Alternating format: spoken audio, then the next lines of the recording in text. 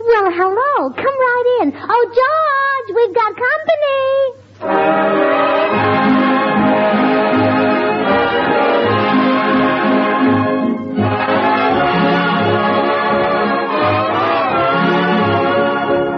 This is Bill Goodwin speaking for Lever Brothers, makers of Swan, the new white floating soap. Well, it's Tuesday night again. Time for another pleasant visit with George Burns and Gracie Allen, their guest, Herbert Marshall, Jimmy Cash, and Paul Whiteman and his music. And now meet the people who live in the Burns house, George and Gracie.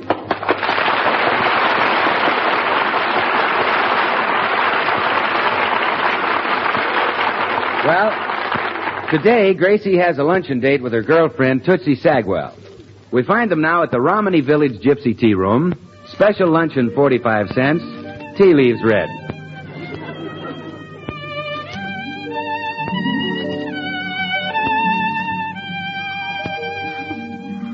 Oh, isn't this place simply marvelous, Tootsie? So quaint, so gypsy-ish. Yes, and I just love this gypsy food. Isn't it delicious? Oh, wonderful. I've never tasted such corned beef hash. My pig's knuckles are divine, too. Pardon, madame. I am the Swami. Would the ladies care to have their fortune told? Oh, crazy laugh. Oh, I'd love it to. How much do you charge? Oh, there is no charge, madame. You have merely to order a cup of our gypsy tea, and I will read the leaves absolutely free. Oh, wonderful. How much is the tea? $3 a cup, madame. $3? Oh, my goodness, we're lucky gypsies don't read coffee grounds. Here is the tea, madame. Now then, I shall start with the fortune of the young lady. Me? Perhaps I should start with the pretty one. Oh, well, I would have lost anyway. Come on, Mr. Swami. Tell my fortune. Very well, madame. I see a man in your life. No, wait. It is not a man. Yes, it is a man. Or is it? Oh, isn't that wonderful, Tootsie? He sees George already. Yeah. And this man's name, it starts with a G. Well, now that's uncanny. How on earth did you know? The leaves are infallible, madame. Oh, I just can't wait. Read my fortune now, Mr. Swami. Very well, madame. Oh, my. I see trouble for you in the future. It is something about taxes, I think. Income taxes. Why, this man is amazing. Isn't he, though? And I know he's right because there's a letter from the tax department sticking right out of your handbag.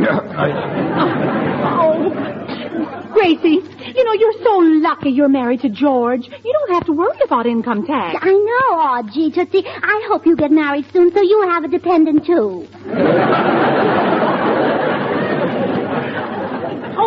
Mr. Swami, what else do you see in the teacup? I see someone coming into your life in the very near future, madame.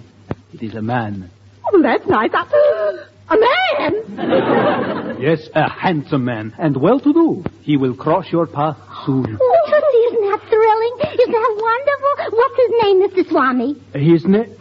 I cannot see his name. Oh, just tell me the initials of this handsome man. Handsome man...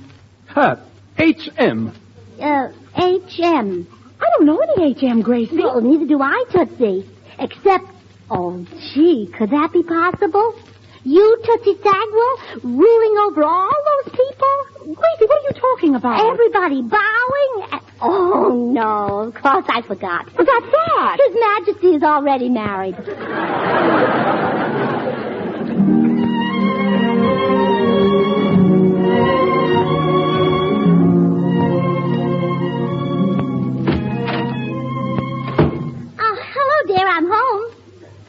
George, put down that Western magazine and answer me. I said hello. Oh, howdy, gal. Come into the corral and set a spell. Good. I wish you'd stop reading cowboy love tales. But, sweetheart, it's the best magazine on the market. Well, maybe so, but it's doing awful things to our married life. Gee, I'll never forget when I stopped at that perfume counter at the May Company. You said, "You don't need that there stuff, gal. You already smell like a newborn calf to me." Well, that's a compliment. Oklahoma Tex always says that to Lucy. Oh, forget Oklahoma Tex. Forget Oklahoma Yes, Tex? forget him. I'm crazy about him. You know, Tootsie Sagwell and I had our fortune told, and a dream man is coming into her life. Isn't that exciting? George, put down that magazine. Yeah? Okay, I was listening. Well, what did I say? That you bought a new hat. That's not what I said. Well, it never missed before. I said I'd been to a fortune teller. Well, that's nice.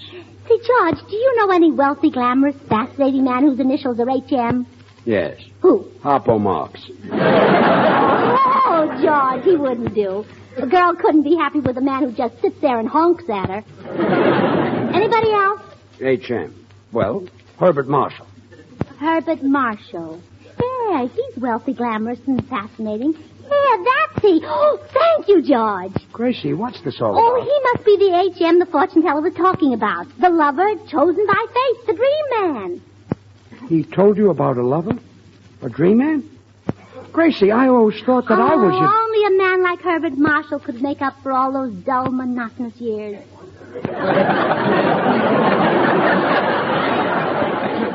Well, Gracie, granted, I'm not... George, you just don't realize that a girl can be starved for romance. Starved? Oh, it's marvelous, George, just marvelous. Well, I'll see you later. Where are you going? Upstairs to put on my very best dress. Gracie. And then I'm coming right down and I'm going over to Herbert Marshall's house and fix up a date. Gracie, come back here. Please come back. Gracie! Gracie! George, I heard you yelling clear out on the porch. What's the matter? Well, it's Gracie, Bill. She's leaving me. She said I wasn't attractive. She said I wasn't a dream man. Gracie said that? Yes. Well, gee, and imagine those millions of people who think of her as a nitwit.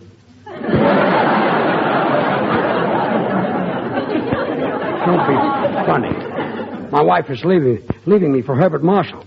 Step aside. I'm going upstairs to break this up. Oh, no, George. That's exactly the wrong thing to do. It is? Oh, sure. Now, let me tell you how a friend of mine handled the situation when his wife left him. How? Well, he put a notice in the personal column of every newspaper, and it said, "Darling wife, all is forgiven. Come home to hubby, and he'll buy you Swan, the new white floating soap that's purer than the finest Castile soaps. Pure as an angel." Oh, Bill, But, George, it worked. It not only worked for my friend, but 10,000 other wives came home to their husbands. They did. Bill, you're worse than I am. Look, Bill, I'm going to talk to Gracie. No, now wait, George. I don't say that plan will get Gracie back from Herbert Marshall. In fact, I don't think it will. You don't, eh? Oh, no, you'll have to go further. You'll have to say that because Swan is purer than the finest Castiles, you can use it to help safeguard your hands when you wash dishes or do any other soap and water job that comes along. And those mild, pure Swan suds will really get your work done, too. Just put that in the personal column. Oh, fine friend you are. Talking about Swan. And my heart is breaking. Well, I'm sorry, George. And believe me, my heart is breaking for you. Breaking like a bar of Swan, which you know you can break in two with an easy twist of the wrist. Out. And use one half in the kitchen for your dishes and house cleaning. Out. Gee, he drives me crazy. And the other half in the bathroom for your hands and face or for your tub and shower. Out. Gee, even Bill hinted that I'm not so attractive anymore. Maybe I don't smile enough. I'll bet very few people know I've got dimples. How do I look, George? Do you think he'll be impressed? Gracie, are you really going through with this? Well, yes, why shouldn't I? Well, okay, before you go, answer just one question. All right. What's Herbert Marshall got that I haven't got? Oh, well, George, look, I'm in a hurry now. Let's discuss that sometime when we've got the whole day together.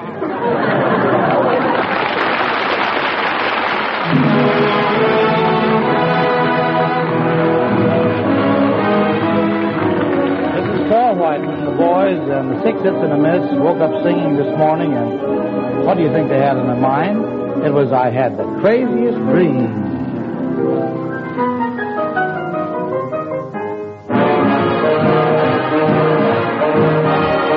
In my dreams, the strangest things appear. Do-do-do-do-do-do-do. I had the craziest dream last night. Yes, I did. I never dreamt it could be, yet there you were, in love with me. I found your lips close to mine, so I kissed you, and you didn't mind it at all. But when I'm awake, such a break never happened. How long can a guy go on dreaming like I do? If there's a chance that you care, then please say you do.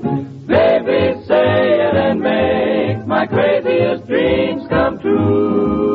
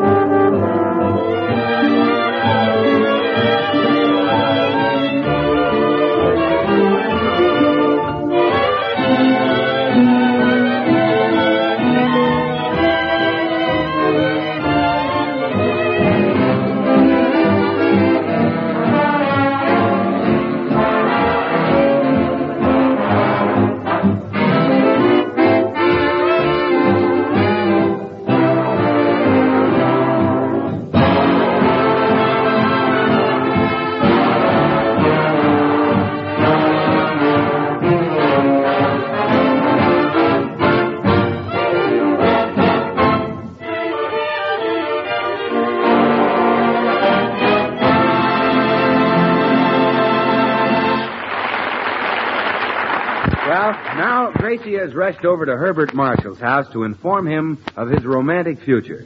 She knocks at the door. Oh, hello. Oh, hello, Mr. Marshall.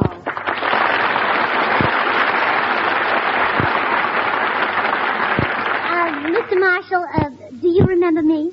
Of course I do. You're Gracie Allen.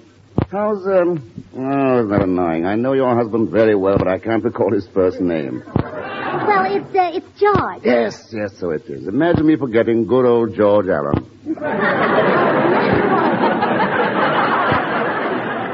Oh, Mr. Marshall, it's George Burns. Oh, yes, of course. I guess you got George confused with my father. Well, that is a possibility. Won't you, sit down? Well, thank you. I'm glad you remember me, Mr. Marshall. I don't like to ask favors of strangers unless I know them. I see. You have a favor to ask? Well, yes. I went to a fortune teller today, and he said you're Tootsie Sagwell's dream man. Tootsie Sagwell? Uh-huh. Is that a woman? It certainly is. Here, this is her picture. I repeat, is that a woman? Well, just think, out of 100 million men, the fortune teller picked you for Tootsie. Isn't that thrilling? Blood-curdling. But, Gracie, fortunately for me, I do not believe in fortune tellers. Well, how can you say that? Why, a fortune teller once told my mother that she was going to take a trip across water. And did she? The very next day. Mm-hmm. She was scrubbing the kitchen floor, and she fell over the pail. Amazing. But, Mr. Marshall, you were meant for Tootsie. No, but Gracie. Oh, you and Tootsie have so much in common. She's an actress, too. Really? Oh, really? At our club last week, she did an impersonation of Gypsy Rose Lee. Oh, please. Oh, it was so exciting. The orchestra played the strip polka, and Tootsie came out, and all the men in the audience yelled, "Keep it on! Keep it on!"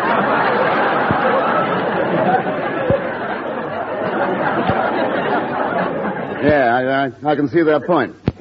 No, Grace, I simply can't have a love affair with this Miss Sagwell. You won't be Tootsie's dream man? Frankly, I have neither the time nor the courage. But, Mr. Marshall, the fortune teller... Gracie, it would take more than a fortune teller to make me go out with a creature like that. You'd need a more important reason. I certainly would. Oh. Well, then I guess I'll have to tell you the truth. The truth? Yes. I'll bear my shame. I hoped I'd never have to tell this to anybody. Good heavens, what is it? Well, I want you to take Tootsie away from George. What? You mean George and this Tootsie? Yes. Oh, please don't tell anybody, especially George. Well, I can't believe it. Oh, well, don't blame Tootsie. It's not her fault. George pursues her. Mr. Bounder, how can you live with a man? He's a cad. Yeah, I know. But he's the cat I'm used to. No, don't cry, Gracie. Oh, dear. Nobody will help me. Wait, Gracie, I'll help you. I'll do it. I'll make love to this Sagwell person if it'll save your home. Oh, thank you. I'll arrange everything. Now, goodbye, child. That beast doesn't deserve a sweet, innocent girl like you. Yeah, I know. Goodbye. Gracie! Why, George, what are you doing here? I followed you. What were you doing in Herbert Marshall's house? It's a short cut to the market. A short cut to the market? Well, you get me so nervous. Gracie! Well, all right, I'll tell you. We just arranged a little date for tonight. Well, that settles it. I'm going in there and tell that wolf of fingers. George! Yes? Oh, it's you. You're darn right it's me. My wife was just here. Do you deny it? Deny it? Why, of course not. And do you deny you just arranged a date? No. Bart, as one friend to another, what's your opinion of a man who'd break up a home? George, let's face it. You're a complete and utter stinker.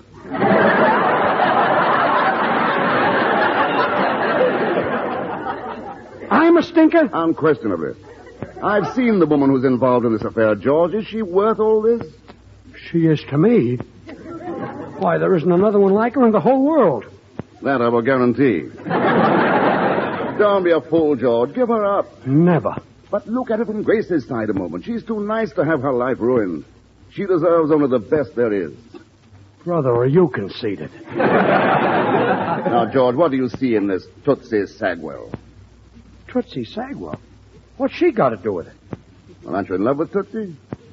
In love with Tootsie? No. I go steady with Boris Karloff.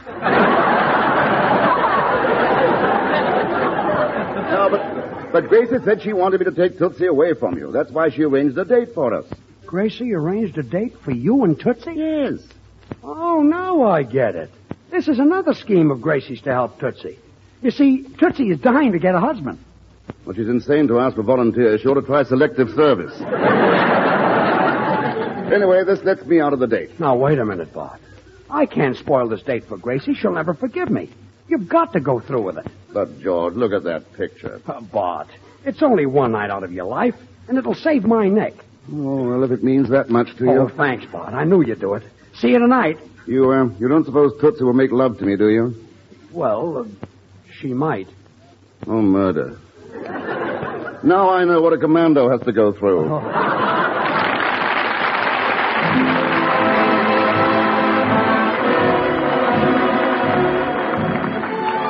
Well, Jimmy Cash has cooked himself up a mighty tasty arrangement of I Cared a Little Bit Less. And here it is, Okay, Jimmy. Maybe I haven't a chance. Maybe you don't even care. Baby, is this a romance or a one-sided love affair? I wouldn't feel so lonely for someone I love and adore if I cared a little bit less and you cared a little bit more. I wouldn't cry my heart out for kisses I miss at your door if I cared a little bit less and you cared a little bit more. It all would be so simple if you were me and I were you. You'd realize what love is and you could see my point of view. Oh, darling, time's a-wasting when heaven is only next door. 'Cause I'll never care any less. Won't you care a little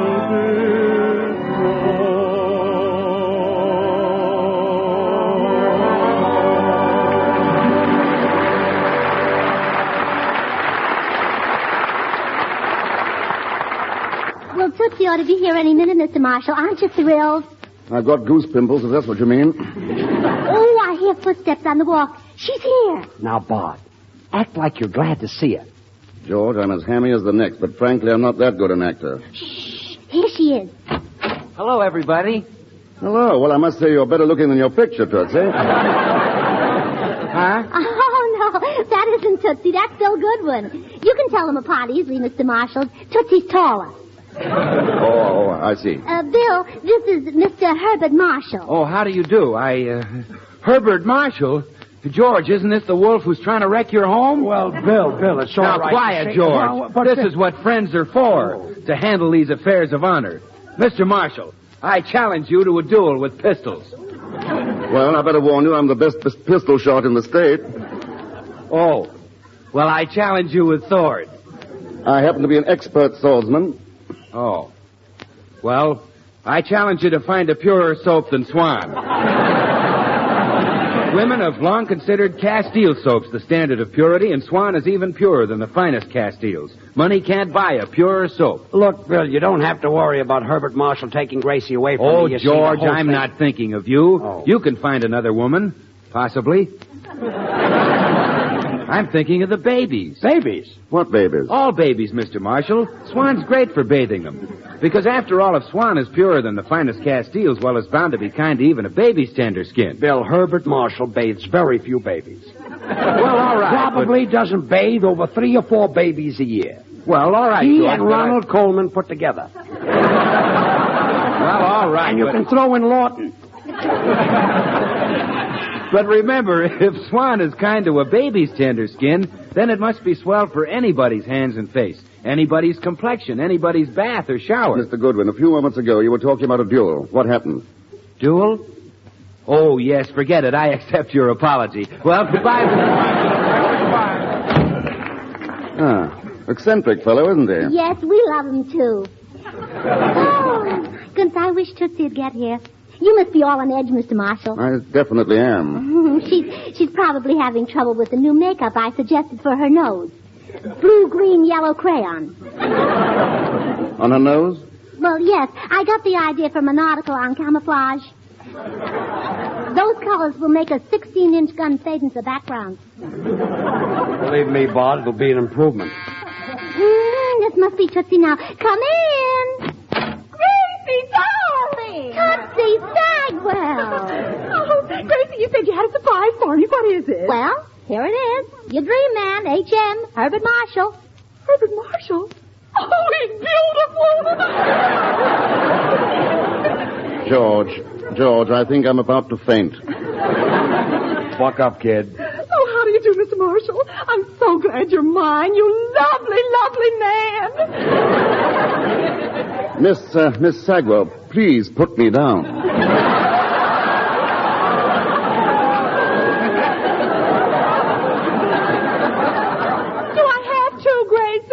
Well, Tootsie, I guess you'd better. Here, put him on the sofa. All right. There. You comfy, Herbert? Do you realize you're sitting on my lap? Oh, sure. Well, George, turn out all the lights. I just know they want to snuggle. No. I beg of you, don't turn them off. No, leave them on. My dream man and I want to look at each other. Look at me, Herbert. George. Yes, Bart. You may turn them off.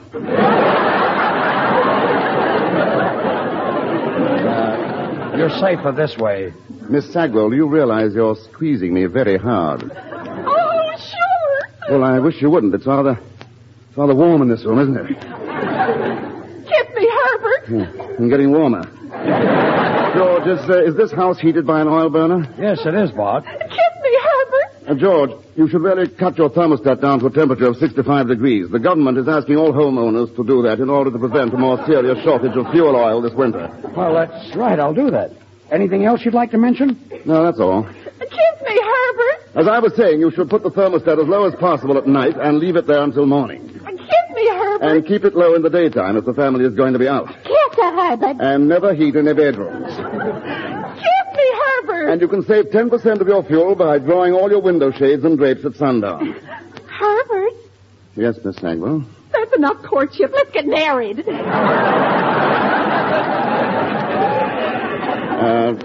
George, may I see you a moment, old man? Sure, Bart.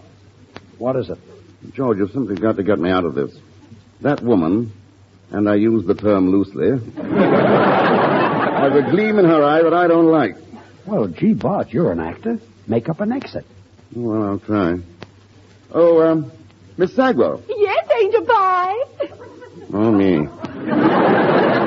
Miss Sagwell, before we go any further, there is something you must know about me. What? I have a past, Miss Sagwell. I have lived. Is that all? Oh, it should happen to me. No, you don't understand. It all happened when I was but a lad. What did I know of the city or its evil ways? Then she came into my life. Who? She. Oh, her. Yes. It wasn't my fault, I swear it. How was I to know there was anything more than harmless 7-Up in that glass? Oh, she didn't. You don't know her. Who? Her. Oh, she. Yes. Gad, how I hated myself in the morning. Women are beasts.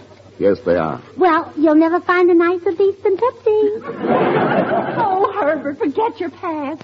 All I want to hear are those 3 little words that'll tell me how you feel about me. Very well. Say them. Goodbye, Miss Sagwell. Herbert! Mr. Marshall, come back. Stop it. Herbert Marshall never had any idea of marrying Tootsie. And goodbye. Oh, dear, I don't know what. Oh, no, don't cry, Tootsie. There isn't any reason to cry. I can't help it. I can't get a feller. Fortune tellers are never wrong, Tootsie. Someday your HM will come along. I won't even be here if he does. They'll probably throw me in jail on account of my income tax. Oh, no, they won't, Tootsie. Let's see that letter from Washington. Dear, I was just born under an unlucky star, that's all. Tootsie! He's come into your life, HM. The fortune teller was right. Huh? Well, look at the signature on this letter. Henry Morgenthau.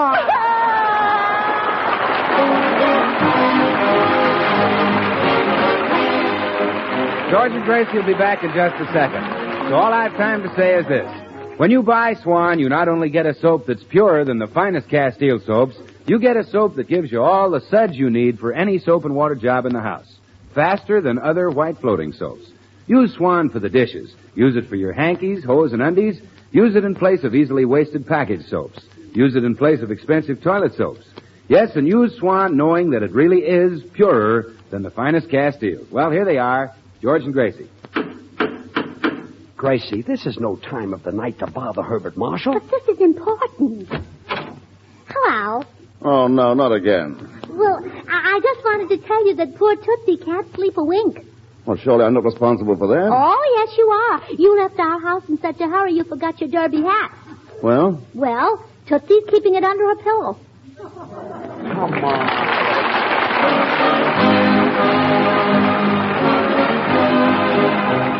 The makers of Swan, the new white floating soap, join George and Gracie in inviting you to tune in again next week, same time, when their special guest will be that bad man of the movies, Akim Tamirov. Remember, Swan also brings you another of radio's top shows, Tommy Riggs and Betty Lou, over another network. Now, till next week, this is Bill Goodwin saying, well, I, Swan, how about you? Good night.